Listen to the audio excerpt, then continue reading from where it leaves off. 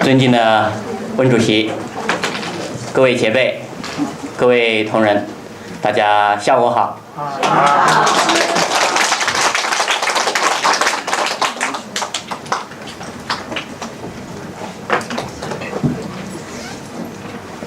今天很有缘有这么一个机会呢，能够跟大家一起交流学习，我很高兴啊。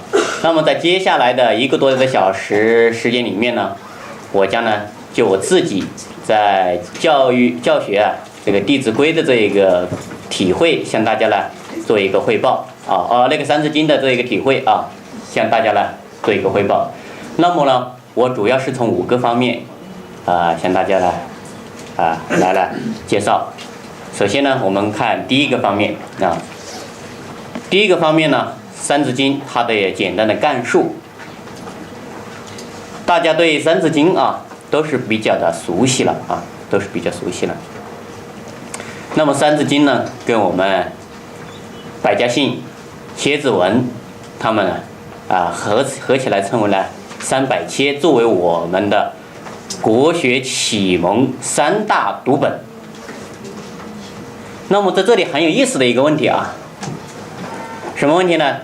就是说我们看到这三个启蒙读本从时间的这个排序来看呢，其实呢它的顺序不应该是这样子的。从时间来看，出现最早的是哪一本书呢？是哪一本？蝎子文，对不对？蝎子文它的成书时间是最早的。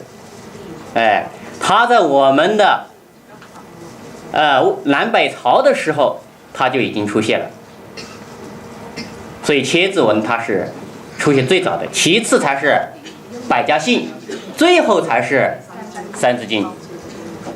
三字经它的这个成书是在南宋的末期，元代开始呢流通，明代开始呢作为这一个大规模的推广。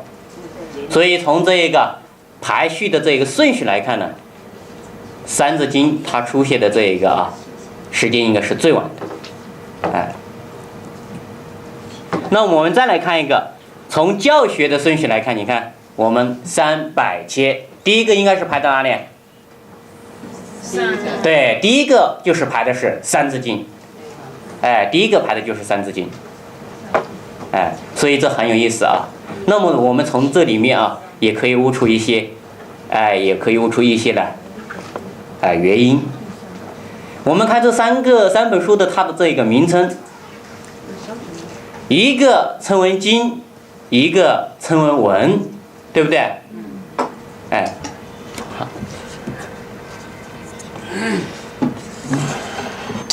那么我们知道能够称为经的，一般的话都是圣贤他的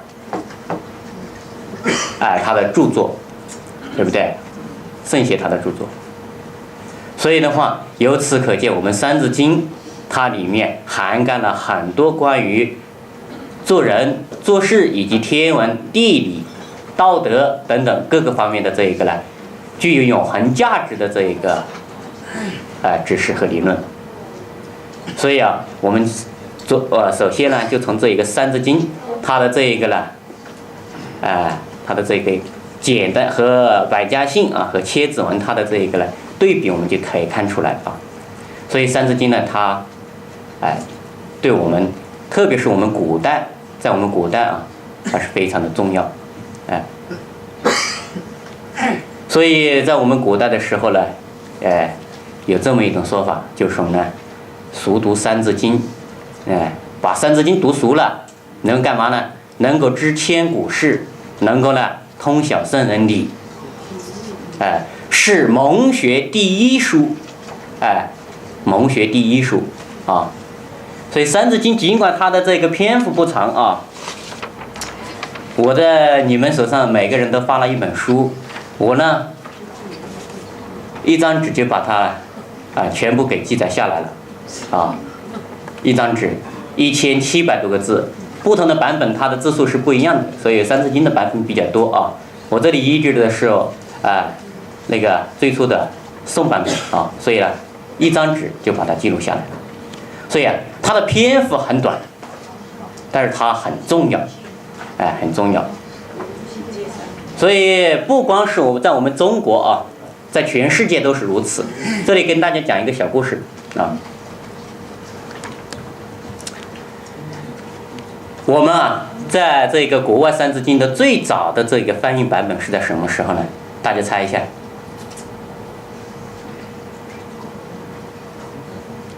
大家认为应该是在什么时候？18世纪。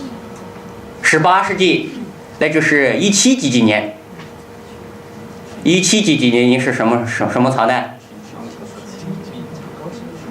啊？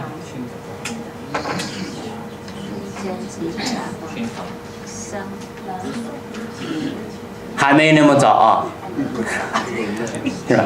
我们刚刚讲了，《三字经》它的这个最初它的雏形、它的原型，我们可以追溯到南宋中后期，在元代的时候呢，开始形成了这个呢，有比较固定的这个版本啊，到明代的时候开始流行。那么《三字经》它这个最早的国外的翻译本，就是说在我们国家开始流行的时候，它的这个外文呢，这个译本也出来了。他是谁呢？是我们大家都非常熟悉的一个人的老师。我们都知道明朝有位传教士叫利玛窦，对不对？是的。利玛窦呢，他有位老师叫什么呢？罗杰明。罗杰明。当时他的老师带着利玛窦来到中国，最初不是在中国，是在澳门。所以呢，当时的时候罗杰明啊，他是非常的聪明，非常聪明。在澳门的时候，他就开始学习中文，他就开始接触《三字经》，然后就觉得哎呀这个书太好了，然后他就一边学习就一边翻译，然后就把《三字经》把它翻译过去了。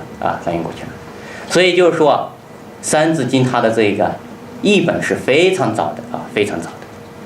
随后苏联、日本、美国、英国等等很多的国家呢，都出现了这个译本所以我们看《三字经》其实呢，在现在看来已经不仅仅是属于中国了，它是属于了全世界的，对不对？1990年的时候，联合国客家文组织把《三字经》把它归为什么呢？儿童道德百科全书之一所以《三字经》呢是从中国走向了世界那么这是我们的这个《三字经》它简单的这么一个概述